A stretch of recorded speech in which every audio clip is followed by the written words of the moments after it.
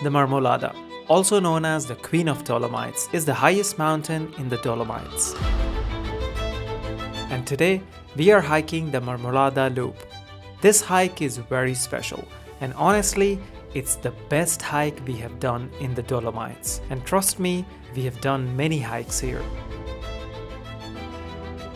Along the Marmolada Loop, you get incredible views the entire way. The trail is about 15 kilometers long, but it's not too difficult. If you have a little bit of hiking experience, you can definitely do it.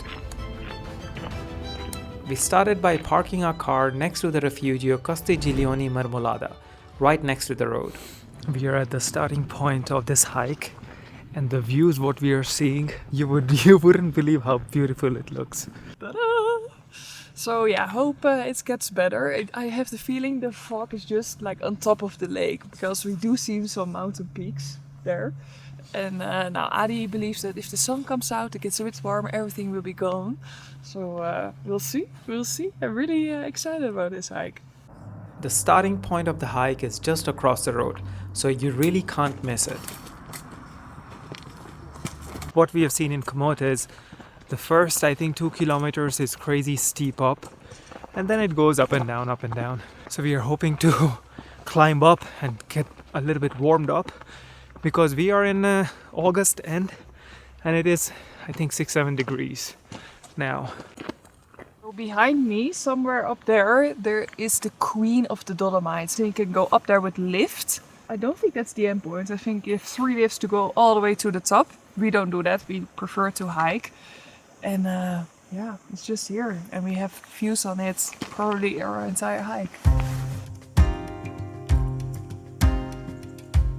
At first it was foggy, but within seconds the fog disappeared and suddenly we had a clear view of the Queen of the Dolomites.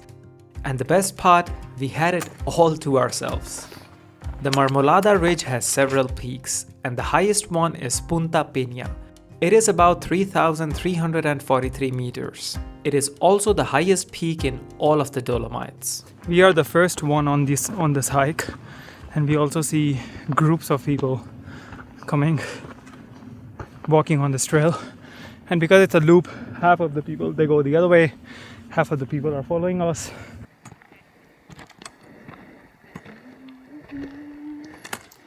It's beautiful. And just when you think it cannot get even magical, you see these clouds, they're kind of coming to us. Looks really crazy. So in maybe 10 seconds, we are in the clouds.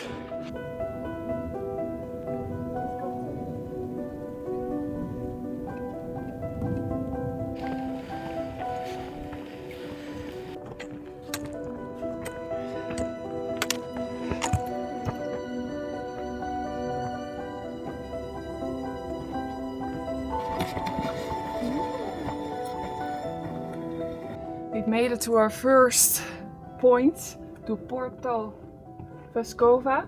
And if you think, wow, this is amazing, these views, and you do think, but I cannot hike like this, no worries, because from Araba, a cable car is coming up to this point. And from this point, also a lot of people start our hike. But we are staying on the other side, at Lago di Fadaia. Hey, that was a bit different in English. And so it makes more sense to start from that side. There's no cable car, so you do have to hike this beautiful hike up. But it's amazing and it's so rewarding. And just everything is closed here. I was hoping we could get our first coffee here, but we are lucky the Refugio is open. It opens at 8:45, it's 8:53. It's Refugio Luigi Gosa and it looks so pretty from the inside. This is like a 5-star Refugio. Oh, they even have chocolate cakes. This cappuccino and americano. I think it's the best view we have ever seen. The mountains are amazing. It's everywhere around us. There's nobody here. So big plus. I'm speechless.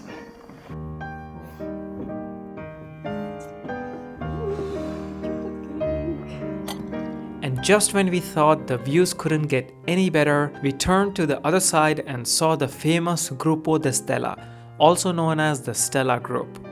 For the next few kilometers, we hiked right next to these massive mountains with clear and stunning views the whole time. This hike truly feels like walking through a dream. If you're up for an adventure, you can also come up with your mountain bike and go down on the bike. Yeah, that's not for me. It's really steep here. I would be super scared. But they seem to have a lot of fun.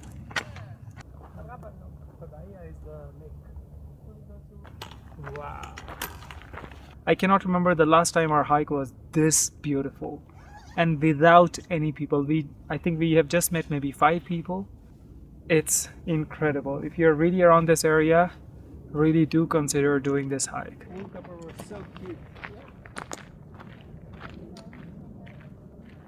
So here all the people standing with their mountain bike, starting their Porto Vescova Rosso MTB trek. Rossa.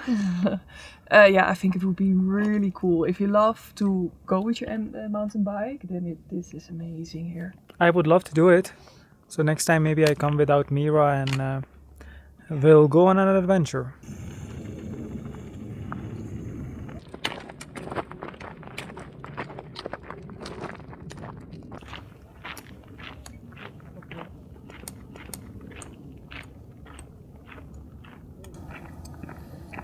Really, the Dolomites, it's amazing, the mountains in the Dolomites. And I really think how we are doing it, starting from the lake, it's just perfect because the sun is in your back, so you're not blinded by the sun all the time. You have all the beautiful mountains like in front of you.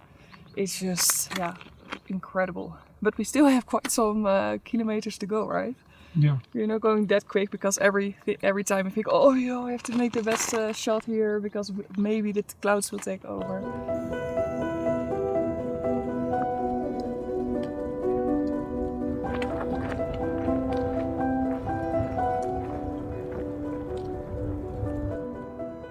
It's so funny to see all the cyclists going up here on this mountain pass. Some are going really quick down, some are struggling to get up. Yeah, looks like fun. The first part of this trek was super high, and then we reached to the Refugio. Then we had to go down, down, down. And now, since last 2-3 kilometers, we are just walking, on kind of a flat terrain. And later on, I think it just goes up a little bit. And then we go all the way down. So it is really not that tough. And when we saw on Komoot, the app what we use, to check out the hikes around the area, they said it's for experts. But I really don't think it's for experts. You just need a little bit of fitness, and it's a long hike. So it would take time. So if you start early morning, if it's a nice and sunny day, it should be fine. And especially if you take up the cable car from Araba. And every time I have the feeling, Araba. Then it's a really easy hike. I think even a family-friendly hike. But we're not finished yet, so it's a bit early to judge maybe. You never know what's coming. I think we're not even halfway. We are halfway. Oh, halfway. That's good. You see, this is dangerous. You have to cross rivers.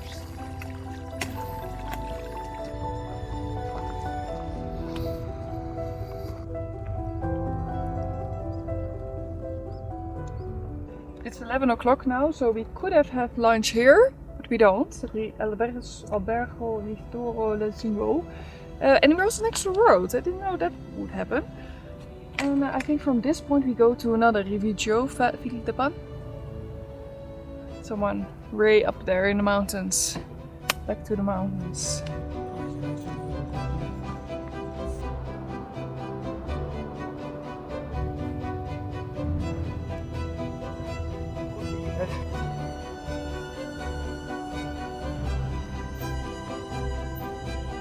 There are a lot of tourists here. We finally found them. But I do think that our hike goes over that ridge there. I really hope so. I see people walking there really high up. I think we're also going that way back to the river, the lake. But it's really packed here. There you can park your car, you can just walk up, have the nice views, walk back. So yeah, a lot of people, no hikers here.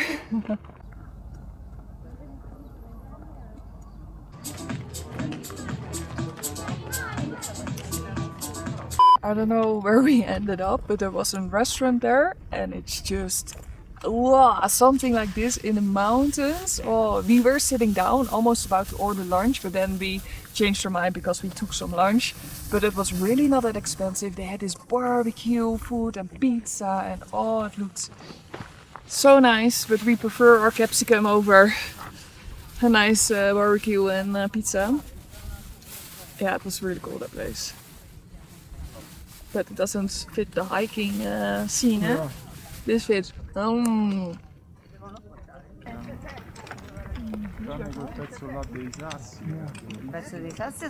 If you're enjoying how we have filmed this video, how this video is edited, and if you're interested in learning, so I actually teach filmmaking and videography on a platform called Skillshare, and you can have access to all those classes for free with my referral link that would give you a 30 days free access, and I'm breathless. So if you don't know what Skillshare is, it is an online platform with thousands of creative classes taught by real professionals. From filmmaking, photography to design and illustration, and much more. With one membership, you have access to all the classes on the platform, whether you are a hobbyist, creative professional, and everyone in between. Skillshare lets you learn any skills from scratch and level up your career. So if you're interested, then check out the link in the description, and let's continue. I think we are almost done.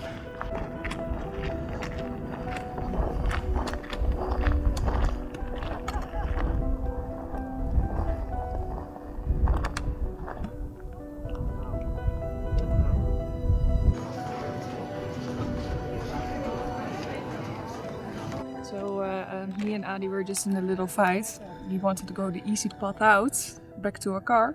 But there are a lot of like diversions from the path that you can go up to the ridge. Like we are now a little bit up. You can even go more up and you can get all the way up there. But I think we choose this one and sit here and enjoy our Snickers. And then we continue to our car.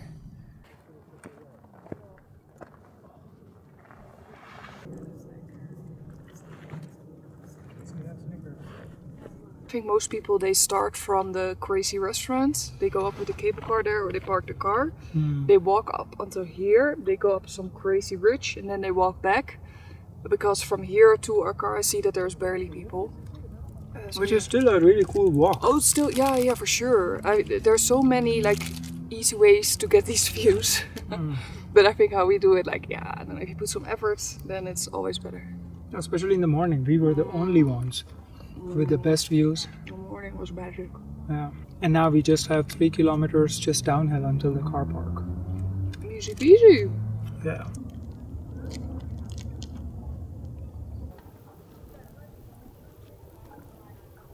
So on every hike I can do this bingo card, coming face to face with a snake, and guess what? There it was, just here, Adi, in this grass. So I'm a bit afraid to pass now. I think he's more afraid of you. Yeah, but what if it comes? So this last part is actually quite technical. It goes down on the rocks, and in Komoot, you know, the app, there was also, they said like 2Ks was alpine, and I think they meant this. It's fine now, but I think when it's raining and it's muddy, then it's really not fun.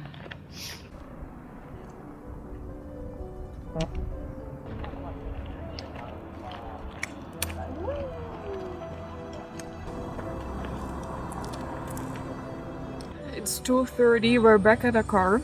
We are drinking this delicious lemonade as Rifugio de Cook. And then, oh, it was a successful day. What a great hike. And really for everyone, for ones who want a bit more challenge or for the ones who just want to have the pretty photo. It's perfect.